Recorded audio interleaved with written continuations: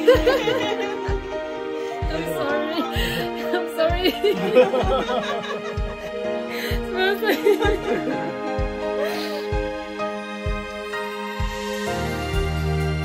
はいどうも、ボサル TV のモンティニです。皆さん元気でしょうか？今日からですね、夢プロジェクトを始めたいと思います。今までですね、来日密着プロジェクトというものをやってたんですけれども、来日密着プロジェクトの中では日本行きたくて、日本でやりたいことがある方を応援してたプロジェクトだったんですね。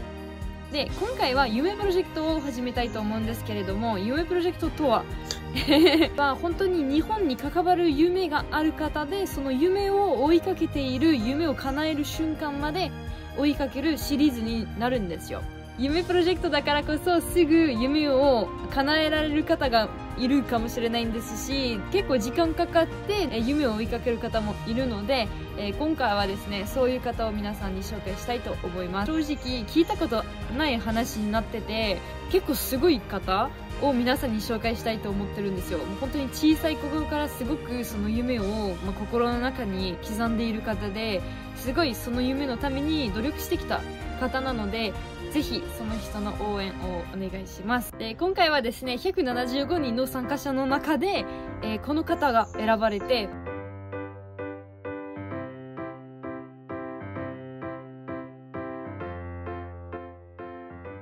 本当に個人的に応援したい夢になっているので、皆さんもぜひよろしくお願いします。夢プロジェクトの場合はなんですけれども、本当にその人の夢を叶えるメインで多くシリーズになっているんですけれども、日本の文化を知りたい、日本のものを食べたい、本当にせっかく日本に行ったからこれを体験したいとか、そういう方がいればもちろん、そちらの動画もアップすることになる可能性があるんですけれども、メインとしてはその人の夢に置きたいと思いますので。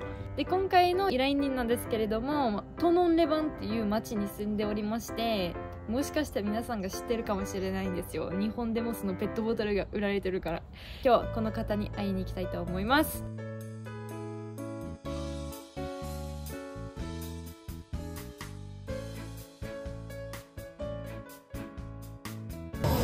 Bonjour.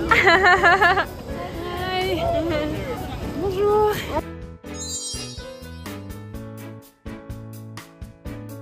Je vous prends des bagages? Non, non, vous inquiétez pas.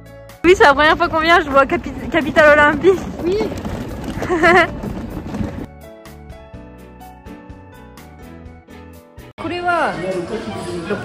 On est d'accord que ça reste plus cher ici en France. Oui.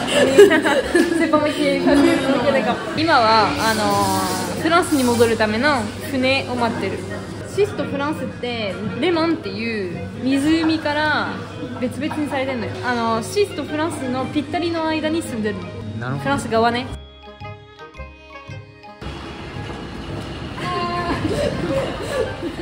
Là-bas, il y a tout le monde droit là-bas. Et là, c'est Evian en face. こっちエビアン。エビアンボトル知ってるじゃん、水のエビアン。ペットボトルエビアンじゃん、ここ。じゃじゃーん。なんだね。現地に来てます。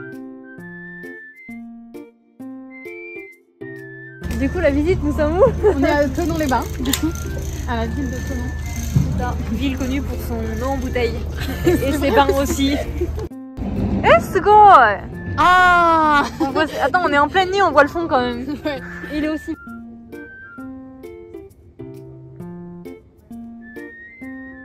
で、そこの湖の魚を今日食べるのよ。ラテラス、これがこの湖の魚すべてを試せる。いきます。スパン。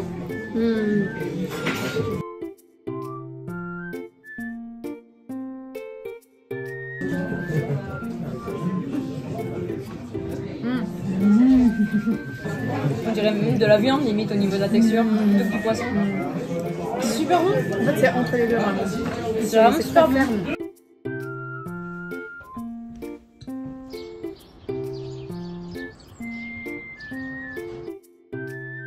Du coup, on a fait un peu la visite de ta ville, etc. Mais on ne sait pas qui tu es réellement, donc est-ce que tu peux te présenter? Et moi je suis Mathilde Joly-Potu, donc je suis sellière harnacheuse et maroquinière à mon compte depuis maintenant 2 ans.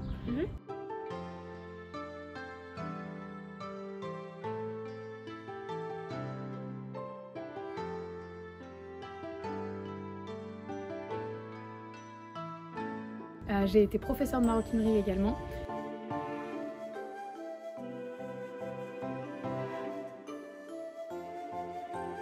Et j'ai commencé la maroquinerie à l'âge de 13 ou 14 ans. Et aujourd'hui, j'ai mon entreprise. 13 ans. Il y a beaucoup de personnes qui commencent à travailler, à être dans le milieu professionnel à 13 ans. Non.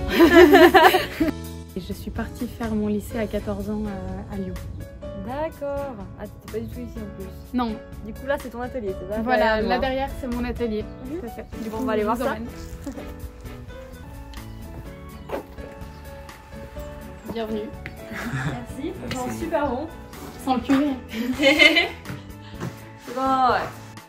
Quand les clients arrivent, c'est ici que je les reçois. Ils passera du côté atelier. D'accord. Ici, je vais avoir l'exposition de tous les produits que j'ai pu faire ou réparer. Donc en réparation, on va avoir la selle qui est juste ici, qui est celle du coup d'équitation, et les deux selles sur les côtés là et là.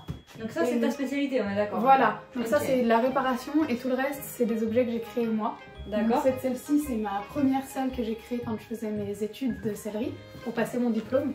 J'ai dû présenter cette selle à mon professeur. C'est beau, Ah, c'est ça les œillères? C'est ça. Oh, tout à fait. Et en fait, tu peux regarder, ça c'est un cuir très particulier. C'est un cuir qui est dur comme du bois. Et j'ai cassé beaucoup d'aiguilles en faisant de la... C'est tout cousu à la main. C'est entièrement cousu à la main, c'est pas à la machine. これめっちゃ硬いのに、ここの糸が全部手作りなのよ。ここ手縫い。めっちゃ硬いのによくここに糸を通したね。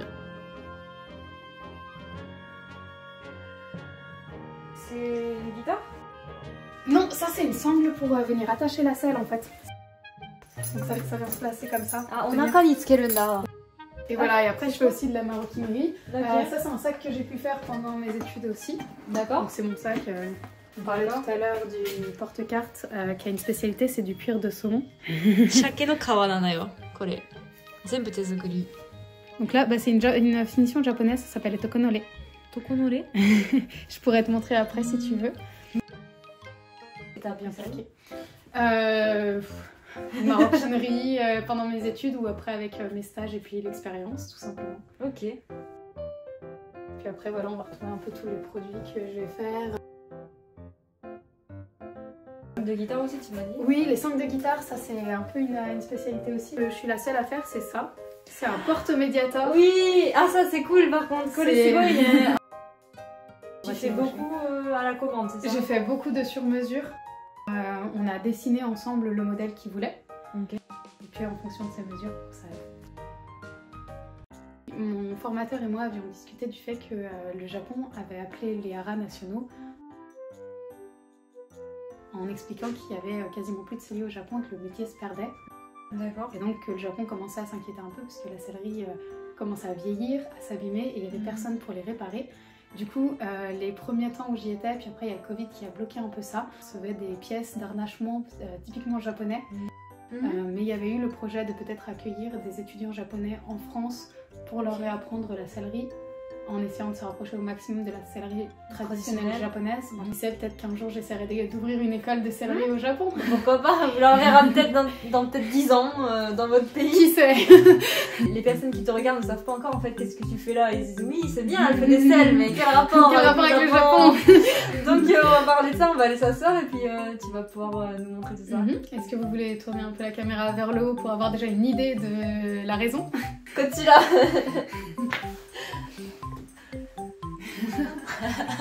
ランドセル。そうそうそう、ランドセル。日本のランドセルがなんかお守りみたいに作業場の上にある。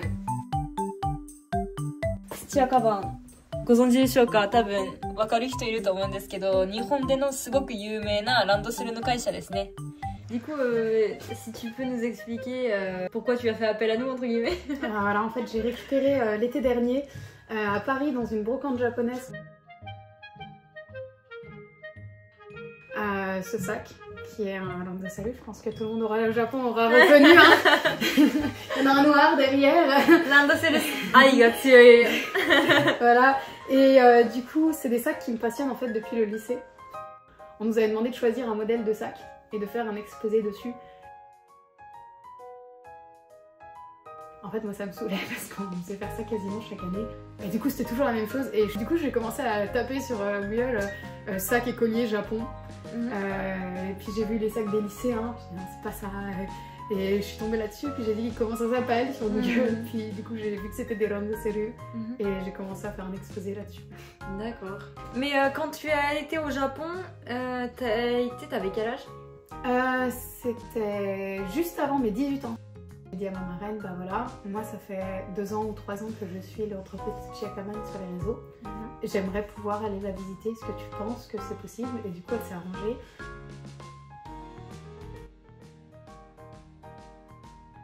Et un autre paramètre, bah, comment on a pu aller au Japon justement à une époque, parce que c'est un voyage qui coûte cher aussi.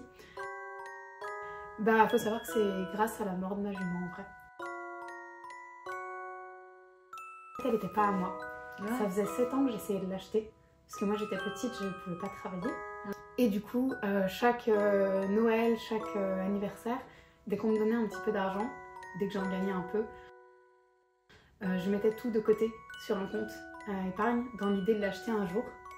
Et l'année où j'ai commencé à avoir assez d'argent pour envisager de l'acheter, bah, elle est décédée d'une maladie. Et en fait, tout le monde m'a dit garde cet argent pour acheter des machines ou autre. Et moi j'ai dit cet argent devait me servir à réaliser un rêve, à savoir acheter ma jument. Il me servira pour un autre rêve, à savoir partir au Japon. D'accord.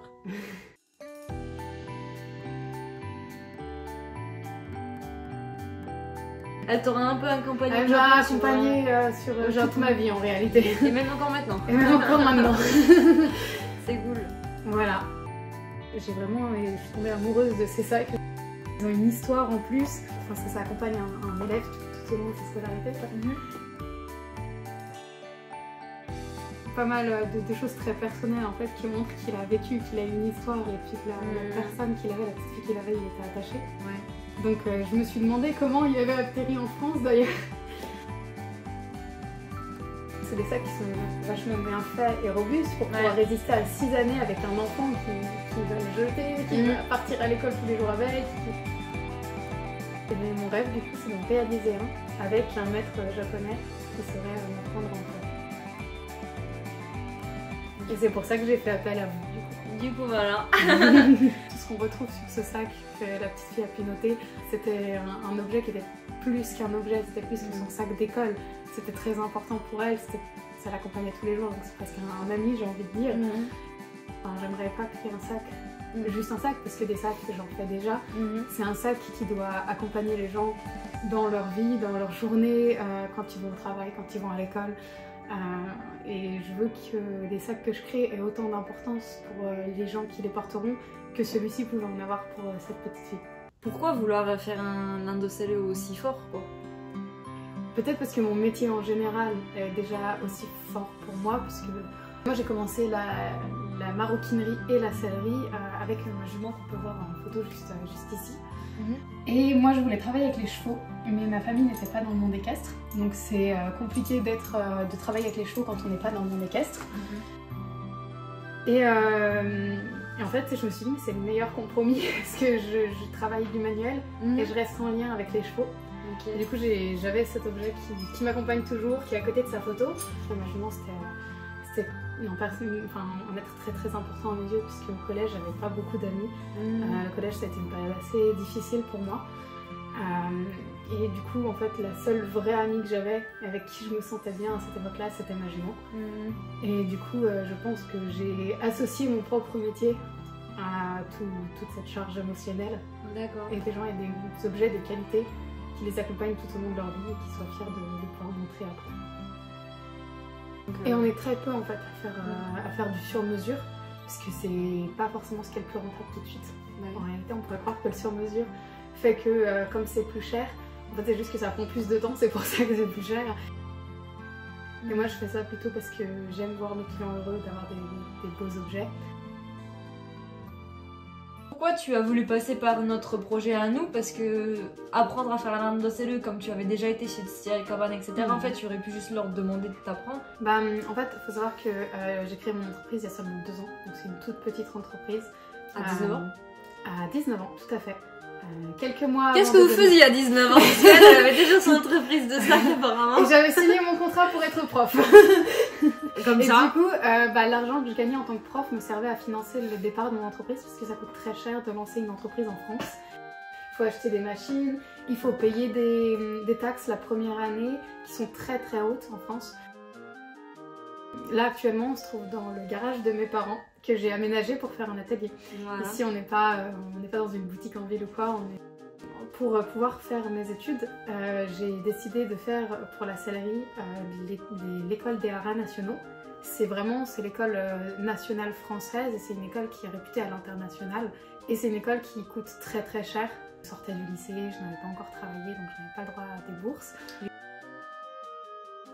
Donc j'ai dû aller voir une banque pour demander à tout juste 18 ans, j'avais encore 17 à ce moment-là, si vous voulez bien me faire un emprunt sur 10 ans. Donc actuellement j'ai absolument pas les moyens de mettre de côté pour partir au Japon. Au-delà de ça, ça fait pas très longtemps que j'apprends le japonais. Je connaissais Tsuchiya Kaban, mais je suis juste allée visiter leur entreprise et je ne suis pas rentrée en contact avec le grand patron ou autre. Donc voilà. Ici on en voit très peu, mais dans les grandes villes, en tout cas comme Paris, on voit de plus en plus des gens se promener dans le métro avec ce sac. Et du coup c'est vrai que pour emmener des cahiers de cours quand on est universitaire, ça peut être très sympa. Quand ils sont en très bon état puis qu'on vient le compléter sur un look, ça fait très classe et mignon. Et après en France, pour le moment, je n'ai vu personne qui proposait la fabrication de randoselu. On en a beaucoup qui sont du coup importés, qui sont en seconde main, ce qui est super sympa aussi. Mais j'aimerais beaucoup pouvoir en proposer des qui sont personnalisables. D'accord. Un sac vraiment avec la forme typiquement traditionnelle. Donc ce qui est vraiment bien, c'est que tu veux déjà faire un lien entre la France et le Japon. Tu veux présenter une culture que les Français ne connaissent pas forcément, parce que je pense qu'il y en a qui ont acheté des randoselu sans savoir ce que c'était. Oui, oui. Parisにある日本の中古屋さんで、このカバンかわいいね、便利そう、買おうってみんな思ってるけど、実際小学生のものですよっていうことが知らなくて、地下鉄でこれを乗ってんのに、日本人とかなんかみたいな顔する。なんでランドセルつけてるのあの人みたいってなるよね。On voit de plus en plus du coup des stands qui en proposent. Alors parfois ce sont de vrais sacs qui viennent du Japon, qui ont déjà servi, et parfois ce sont des qui sont importés de sites ou autres. Des contrefaçons. Qualité. Mais moi en vrai j'aimerais trop un sac comme ça. Donc, si tu sais en faire, je t'en achèterai. Voilà, maintenant il faut que tu m'aides à réaliser. Il faut que tu m'aides à réaliser pour en avoir un. Maintenant, je trouve quelqu'un, donc voilà. Ok. On a choisi parmi plus de 175 inscriptions. Ça fait beaucoup. Ça fait énormément et c'est un grand honneur du coup. Ça fait beaucoup. Rares sont déjà les personnes qui veulent faire quelque chose de précis, qui pourront servir dans le temps et à leur retour. Parce qu'il y en a beaucoup qui veulent juste voir quelque chose et en fait c'est fini. Or toi tu veux faire quelque chose au Japon, apprendre le randoselu pour pouvoir le ramener en France et le proposer au marché français. Puis on va créer du coup un lien France-Japon. France-Japon, voilà, il y a peut-être des gens qui seront sauvés par ton sac, tes futurs sacs, vraiment un lien fort que tu as avec ce sac, un lien fort dans le rêve que tu veux réaliser toi. T'as vraiment le lien avec la maroquinerie depuis toute petite et avec ce sac maintenant, donc c'est vraiment quelque chose qui réfléchit de ton côté et tout, donc j'ai trouvé ça bien et intéressant d'encourager quelqu'un comme toi. Voilà. Merci beaucoup. Et peut-être j'ai vraiment très touchée. Peut-être que si tu arrives à faire des randoselu, il y aura des personnes qui te regardent, qui te commanderont des randoselu à l'avenir, on ne sait pas. Voilà. Voilà, on va finir le projet et après ce sera ouvert aux suggestions pour les commandes. C'est ça. Je vais peut-être faire des séries limitées au début, comme je suis encore seule pour l'instant. Peut-être qu'un jour ça deviendra énorme et que je pourrai apprendre à des gens à en faire, les embaucher, puis on en fera plusieurs. Ça serait cool. Mais tu te rends compte quand même que c'est compliqué.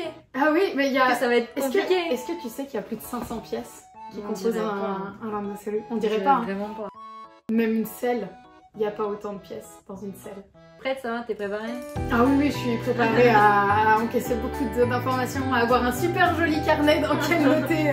Nous, de notre côté, on cherche quelqu'un qui pourrait t'apprendre à faire des randoselu traditionnels, donc vraiment à la main. Parce que le but, c'est quand même que tu puisses les refaire ici.